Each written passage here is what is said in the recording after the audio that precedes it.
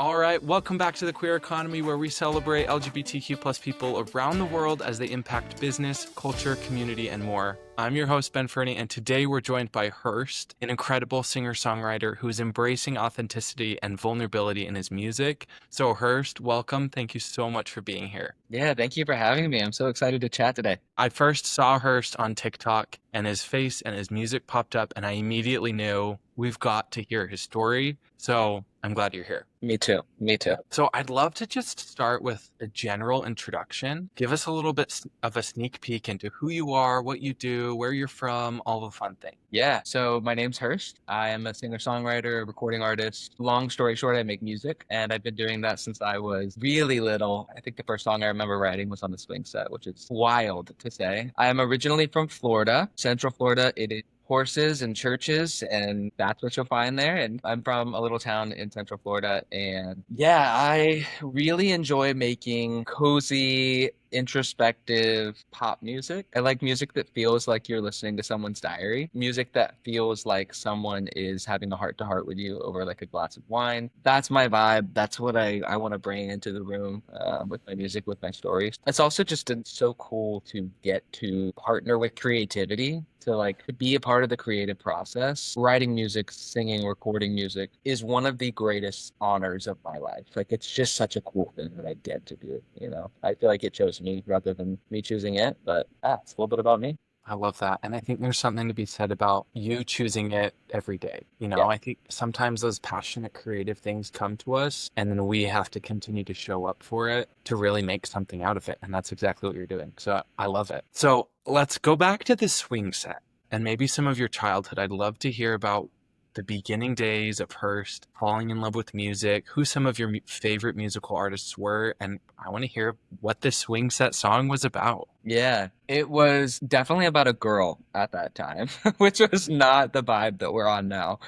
I remember writing, I was quite extra. I think having the most grandiose crushes possible and needing to like write them little notes and obviously songs about them on the swing set. I was a massive Jesse McCartney fan. I actually got to see him maybe 2 years ago when he came by Atlanta too, and he's still great, but he was my king. Beautiful Soul album, Beautiful Soul live album, Departure Reloaded, all of those things. He was my top artist for sure. I listened to a lot of Disney Channel stars. I was a big Disney kid. Yeah, I've always had an affinity for love and for connection and for I don't know, poetic ways to write to people. I wrote many songs about girls, and then hormones kicked in later on in life, and it's like, hey, redirect. Yeah. Yeah, I just grew up listening to the pop influences, I think, on the radio. I think I kind of was subconsciously studying them as a kid. You know, I was listening to the way that they used their voices and the words they communicated with, and the way the songs were structured. I feel like Jesse McCartney and Taylor Swift raised me a little bit, Yeah. like mom and dad. Yeah. Awesome. Some of the themes I'm hearing from your story then and your music now is there's an element of living soft, like Yeah.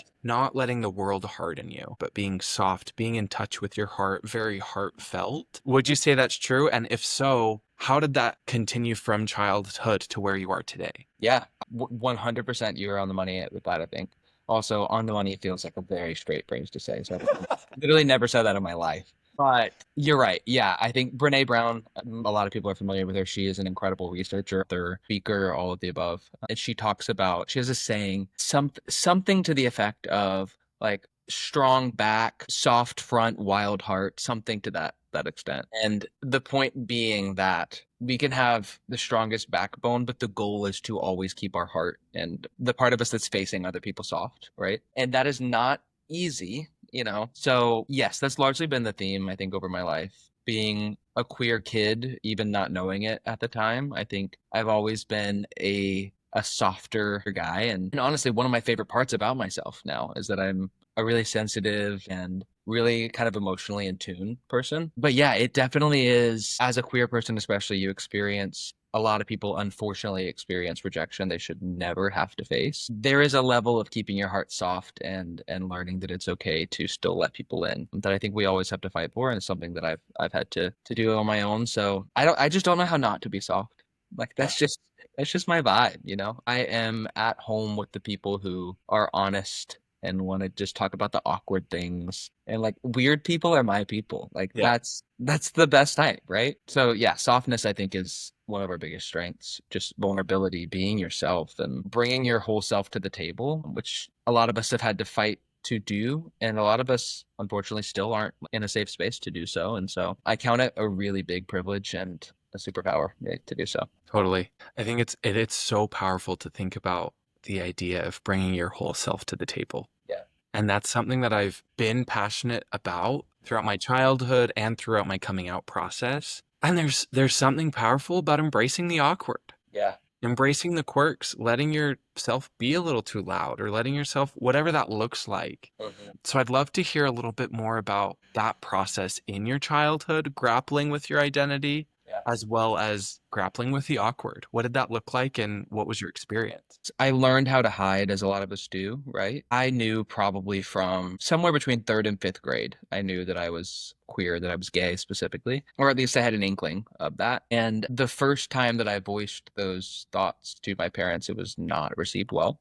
Mhm. You know, I grew up in a pretty conservative environment, middle class conservative Christian hometown, where that's just the vibe is everybody goes to church on Sundays and everybody talks about church the rest of the days. I actually found a lot of home in church, I think, as a kid. I Yeah. found belonging. By the time I was in middle school, I was still fighting these feelings, right? But I had done what I thought I needed to protect myself. At that point, I thought I was supposed to be straight because that's what the Christian culture was telling me. I wasn't widely exploring my queerness or my thoughts about my queerness with many people outside of just my household. But every once in a while, I mean, I would go see therapists, and those therapists would reaffirm I thought that I should be straight. And they would try to help me be straight. And conversion therapy, nonetheless, like they would try to help me continue hiding in a way that felt authentic.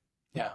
So I went through middle school, had my first like major crushes on some guys, and I got really involved in the church as somebody who really loves music and singing. I started playing with the worship teams, the music teams in with the Christian church. And it was something that I was good at. I liked it. I really enjoyed it. I found a lot of passion for, my passion for it was not inauthentic. Like I was a believer in the faith at the time, and I found a lot of joy from doing that. Spirals all the way into like I'm 22, 23, and I am the associate worship director at a church where I'm like in front of 3,000 people every weekend. Wow. While I say it was a privilege, it is also a massive pressure when you're in a hometown where you've largely grown up with the same people, everybody knows you. This was an environment where I'd already gotten so good at hiding and at trying to convert myself to be straight, Yeah. not even allowing myself to feel how painful that is to like deny and try to force something that's not me.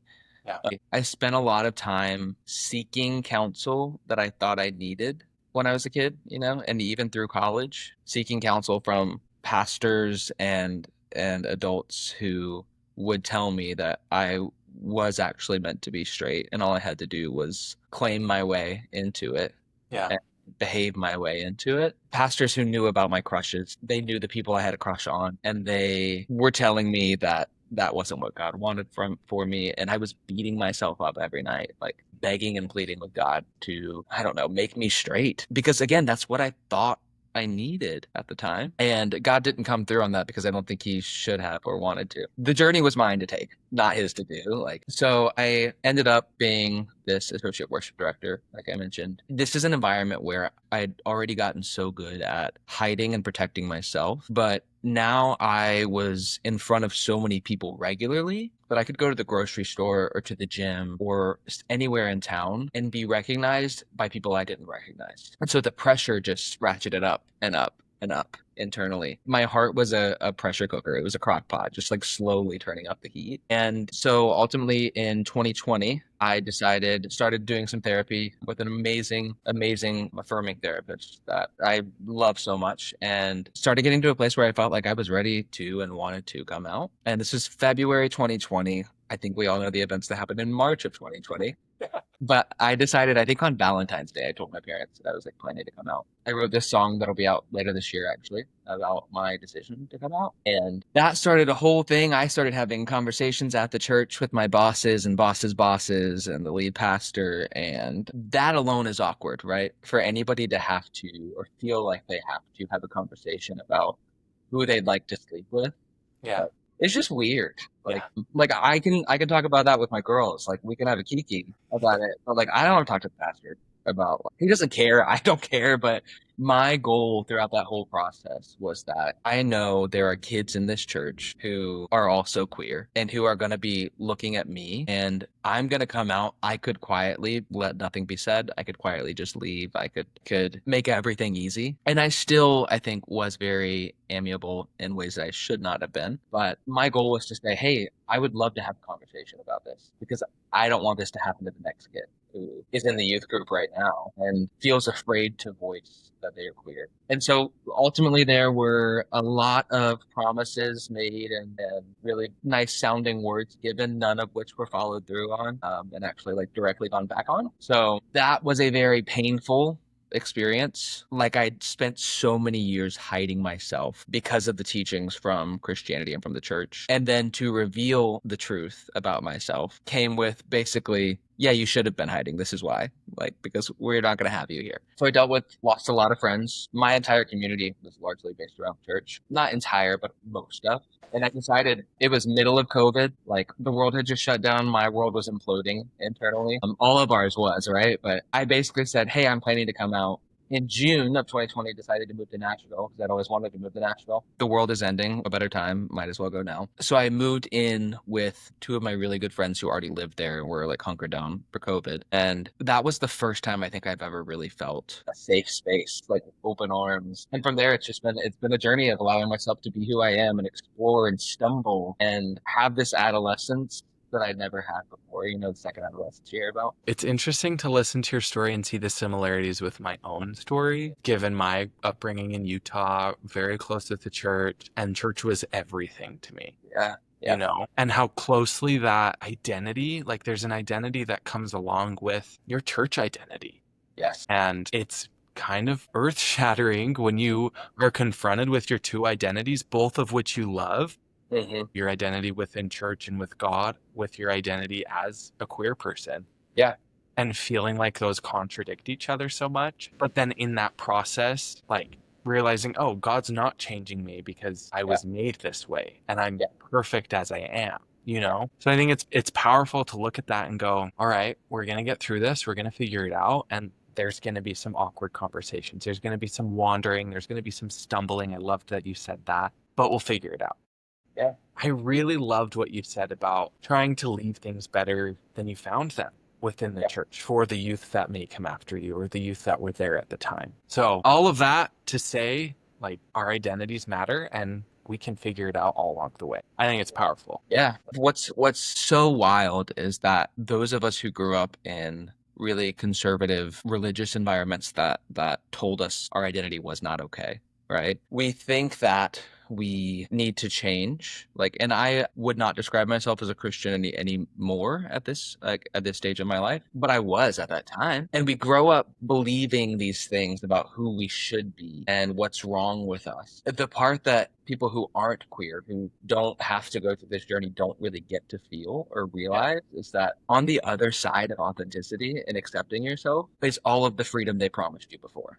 Yeah. I cannot tell you, and I'm sure you feel similarly, that it definitely presents challenges and it has brought a lot of hard things. Being queer is one of the greatest gifts of my life. Like, truly speaking, in fighting to find and accept myself, I found so much freedom. I don't know. There's authenticity is freedom to me. And again, it's all of the freedom that we were looking for in the wrong places is found when you just stop and say, I am actually perfectly okay as I am. There's something powerful about authenticity being freedom. And then you add on the fact that you're a musical artist. I think the day-to-day people, you figure out your identity, but then when you're laying your heart on the table, especially in the way that you do with your music, where it is so soft and authentic and vulnerable, it's powerful, but it is scary. I'm sure it's like, how am I going to write what's true to me rather than what I think people want to hear. So going from you moved to Nashville, what does this look like moving forward with your music and authenticity and vulnerability? Yeah, I mean, even just using the right pronouns for my love interest was a big step for me, I Yeah. think. And also, I did largely go from a place, like you mentioned, of writing from what I thought people wanted to hear from me to a space of giving myself permission to just say what the truth was. And so there's a specific line in my song Relapse. I wrote this song after there was like an on and off again 6 month thing with this man I knew in Nashville. And it was really intense, but intense does not mean good. Like it was intense in the way that it was like a passionate thing, but it wasn't like healthy. So I wrote this song about texting him when I know I shouldn't have. And there's a part of that song that says like 90% of me is stable, but that last 10% is fucking fatal. And even just the brutality of saying that out loud of Yeah. like, oh yeah, I am certainly my own worst enemy at times. It's cool to just get to share about my life now in music from an authentic place and know that there are people listening that relate and want to hear it and want to listen. It's cool that I've been able to write about all of these not hypothetical experiences, like the really true experiences of community and love and lust and freedom and finding my partner now. Like, and he and I have been together for a little over 3.5 years. Yeah, the journey that you're asking, I think about is what does music look like now that I'm on the other side of authenticity, right? That I am Yeah. not that authenticity is a finish line, I guess, right? Like it's always an effort to stay true to ourselves. My goal is just to be as me as possible, as honest as possible, because there are people and kids and adults, all ages, that are going to hear my music and need it. And I don't mean that as like I'm this massively important figure. I'm not. That's not what I mean at all. I mean this in I needed the songs that I'm sharing when I was Yeah. a kid. You know, I needed to listen to a song and hear somebody talk about his love for another man in a way that wasn't demonized or like fetishized or pushed into Yeah. the corners. So yeah, my goal is just to be me and be the soft place to land for whoever needs it. Yeah. And hopefully your music will be playing in malls or in other places. I want to hear my songs playing in a Macy's. Yeah. Maybe not Macy's, but I welcome the opportunity. Macy's, if you're listening, I welcome the opportunity. Yeah. Yeah, you're right. I mean, I remember the first time I listened to, I think, a really unapologetic queer artist was Troye Sivan's Blue Neighborhood album. I think I was in middle school, maybe, or Yeah. early high school, potentially. And I remember feeling like it was dangerous for me to listen to it because of the burgeoning sexuality in myself as like a little adolescent then. But it's exactly those experiences where you can remember the first time you saw somebody living as their authentic self that spoke to you and connected with you and said, hey, I'm not alone in Yeah. this. Play me in the malls. I'm great with that. I love that. Yeah. It's wild to think about the fact that such a dangerous feeling is also the feeling of finally being seen. Yeah. You know, like there's a Yes. song, I don't remember the title of it off the top of my head. I'm horrible with names of songs and lyrics. I mostly hear the beat. My husband makes fun of me for it all the time. But there's a song by Jordy Yeah. that I remember stumbling across in my journey before I was even out to anyone. And I would listen to it in my car rides back and forth to school. And it was just like 3 minutes of like validation and truly feeling seen. But it Yeah. did have that other feeling of like, what if someone hears me or, that dangerous, Yeah. scary, but also so powerful at the same time. Yeah, it is wild how our nervous systems have been trained to like hide ourselves, you Yeah. know? Similarly, I remember also, let me say, Jordy, amazing artist. So good. Amazing. He Yeah. is my partner and I when we first met, not knowing we were going to do long distance for a year and a half. We listened to his song Long Distance. That was kind of going viral at that time. He is a really, really great. Similar to, playing, listening to those songs and trying to hope they're not heard. I was riding back from some church event one time. And there was a guy that I knew really well. He was another worship leader in the church. His brother, I had a massive crush on. And when I say I had a massive crush on, putting it lightly, I was in love with him for 4.5 years. And he was my best friend. Like Yeah. we were best friends. He didn't know that I was in love with him. Like, and it's where a lot of my songs came from. But I remember putting on Troye Sivan's Lucky Strikes from the Bloom album. You taste like lucky strikes, you drag out like boy. Tell me all the ways to love you. And even just the phrase boy, tell me all the ways to love you. I was driving a 1998 Dodge Dakota, which only had a cassette player and a radio. And so I had some contraption that you put a cassette in and plugged a wire to your phone. Yes. And then it was on, I think it was a radio station maybe or Uh-huh. something. And this guy's brother was driving next to me on the way home from the same church event. And I think he was searching on his radio for a station and he tuned into mine from my cassette player. And so he heard like, boy, tell me all the ways to love you. Like, and I don't know how, but he texted me and he was like, what is this song? I don't know how he knew it was from my car. And I was like, oh no, it's nothing. It's nothing. It's fine. It's fine. It's a song. It's just a song, you know. It is wild how something as small as like a lyric in a song like that, you know, gives us permission to be ourselves. We grow up trained to feel like we can't share that with other people. Yeah. Well, while also honoring our own timeline, like Yes. maybe at the time, well, I could only handle 2 minutes. Maybe at the time, those little blips of music was the best moment to feel seen Yeah. without fully being ready to have the hard, awkward conversations, Yeah. Like, I think it's important to give ourselves grace and time to process, figure out who we are. And like you said, authenticity is not a finish line. Yeah. Who Yeah. we feel we are today could continue to change and evolve over time. It's okay to not have it all figured out while also recognizing what aligns with how you feel and what feels real in that moment. 100%. What you said is very true, right? Everyone's timeline is different. Like I came out when I was 22, 23, which feels late for a lot of people, but feels early for others. There is a level to the environment I grew up in. I thought about coming out many times. I come out 157,000 times.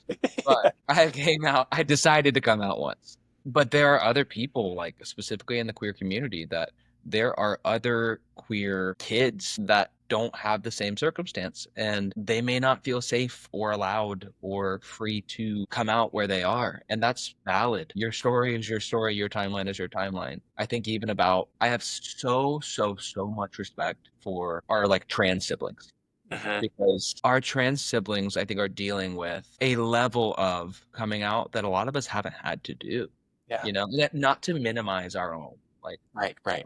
there is a level of the experience that like I haven't had to go through on my own. And I have so much respect for the trans community being their unapologetic, beautiful selves in a Yeah. time when it feels like everything is coming against the community and largely them, Yeah. like as a Yeah. scapegoat for our community. And so you're right. I'm saying this because everyone's timeline is different. Everyone's timeline is valid. Yep. And I wish for a world in which people can be themselves without fear of retaliation or danger or loss of relationship. Yeah. Along those same lines, as you think about maybe the other youth that were in the church growing up with you, or other youth around the world who are in conservative areas and might feel alone, what message would you say to them if you could say a short little thing? Dang, all I can think is hold on. Like, and that I know that sounds not inspiring, but I know at times it feels like you're not going to make it. It feels like there's no way through. I promise there will be. I hope for you it's tomorrow. I hope that the light at the end of the tunnel is as soon as possible. But hold on. You deserve to be here. You are valid. You are loved. You are welcome in every space that you walk into, even if people don't welcome you. Find your people, like find your community as much as you can. Listen to people in your community, like find podcasts, books. If you're not able to come out, like but you love to listen to and enjoy queer stories. And yeah, just find your people as much as you can and as much as it's safe for you to do so. But largely just hold on, know that you are welcome, that you belong. That's beautiful. Okay, I'm going to pivot us a little bit. I think we've had some really meaningful conversations around identity, around coming out, Yeah. around that whole process. I just want to give a minute to hear a little bit more about your music, your creativity, what that looks like, where you're at currently, where you're headed next, some of the songs you have out right now, anything you Yeah. want to share in that realm. 100%. Yeah.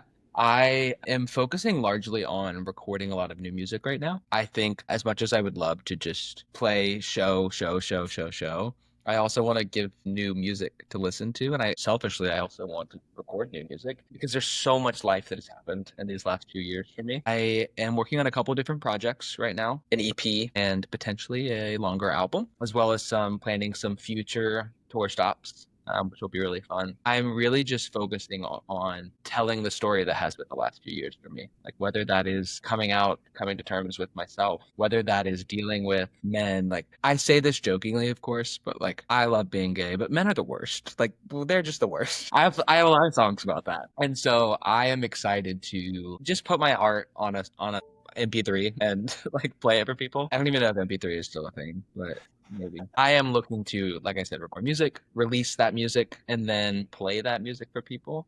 So if Awesome. you're looking for a live show or music to listen to, please do join the journey because I have a lot of really fun things planned right now. I think I'm gonna have a song coming out in September, I believe, and maybe another in December. So we have some cool things on the way. Awesome. And where can our listeners find you, follow you, support you? Yeah, they can find me on Instagram, not Twitter, but Blue Sky, and all of the places, TikTok, Instagram. If you're on Facebook, I'm on there, but like it's at Music Hurst, Music HURST.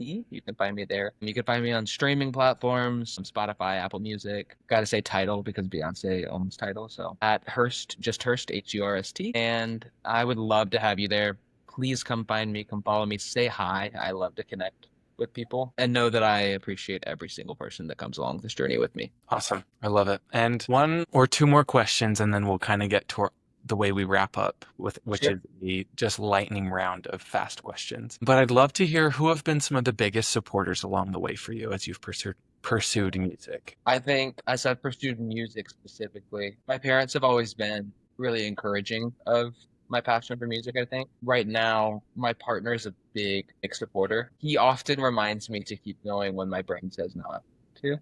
Yeah. Which is really special, I think, to have and people around you. I've been really lucky to have a lot of close friends over these last couple years that want to love me by hanging out, but also want to love me by listening and sharing my music. And so I would say largely it's been my like chosen family that has been the biggest support. That includes my therapists. So therapy is seriously, of course, has been so instrumental, not just in my life as a queer person, but in my pursuit of music as a creative person. Awesome. I love it. Okay. Anything else you want to share? All I have is other like interesting little tidbits about me. What people often don't know about me, I guess, is that huge fan of athleisure. I love athleisure. If I could live in it, I would. My partner is the type to put on like a cute ass pair of shorts and a top and style the jewelry and everything. I am the type to put on a pair of gym shorts and a workout shirt and say, I look like $1 million. Yeah. Love athleisure. Big fan of Housewives, the Bravo universe. Oh, yeah. I'm sure you know about the Salt Lake City Housewives. Oh, I'm yeah. sure you hear all about it. Big, I love a niche, like special edition thing. I don't know what that is. Like, once ordered a pack of Oreos from Oreo.com. Like, literally went to Oreo.com, paid for shipping for a single pack of Oreos because it was a special edition that I wanted. What So, kind of special edition was it? something about space. That's all I could tell you. I don't know. It was a lot, but I love a special edition. Lady Gaga's Chromatica Oreos came out, and I hunted down a gay man on Twitter at that time to figure out which Kroger in Nashville he got them from, and I went and bought them. They gave me diarrhea, but I ate them. They were not the most nutritious. Right. But emotionally, they filled a gap. Yeah, maybe. I don't know. Uh, Financially, they filled a gap. I don't Yeah. know. Yeah. I don't know what the purpose in sharing all those things is, but I find them those are my like my top three things. It's like Yeah. athleisure, housewives, and special edition anything, and I'm down. Except for Awesome. Labubu's, I do not get the hype. That's not it. Yeah. We don't need to get into that. Yeah. Okay.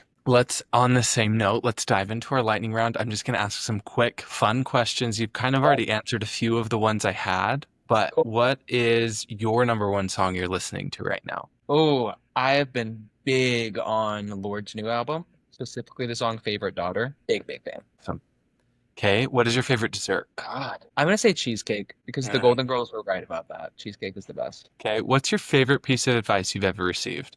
Man, my therapist once told me that at some point the story is not, whenever you tell your story, like it's kind of out of your hands at some point. and other people are going to tell their version of the story and add parts and remove other parts. And I think knowing that once you share your story, you kind of lose control over it fully, and being okay with that. Sharing my story is my responsibility. How other people interpret it and share it is not. And so I think that's been one of the most helpful pieces of advice I've received. Oh, I love that. Okay, outside of music and your regular day to day, what are some of your favorite hobbies? Housewives, all the way. I am probably so annoying about my love for Housewives. I could quote it at any point of the day. Housewives and athleisure. I actually love exercise and like working out. I'm training for a marathon, and so that's what I'm doing First marathon? free time. Yeah, I've done a couple halves, but this Okay. is my first full one that I'm really excited. Awesome. Okay, describe your perfect day off in 3 words.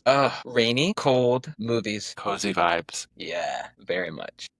Hey, my last question and my favorite question that we end every interview with is, let's say you're in a really tall building, you get on the elevator, and the other person in the elevator is your younger self. You can Oh, pick which age or which stage of life, but in that short elevator ride, what would you share with your younger self? damn. Wow. I would say I would picture myself in middle school because I think that's when I was at my peak awkwardness, other than now. And I would say, you're allowed to be you. I think that's all I'd say. Yeah. Awesome. That's Yeah. powerful. And then I'd say one day you're going to be more afraid of the heights on this elevator. That's real. Become more aware of your own mortality as you get older. Awesome. Okay, well, Hurst, thank you so much for joining us. It's been so fun to chat and get to know you and your story. Everyone, that's it for today's show. Thank you for tuning in. Please be sure you like, subscribe, and share with your people. Be sure to follow The Queer Economy as well as Hurst on all major social platforms. Until next time, be kind, be bold, be you. That's it for now.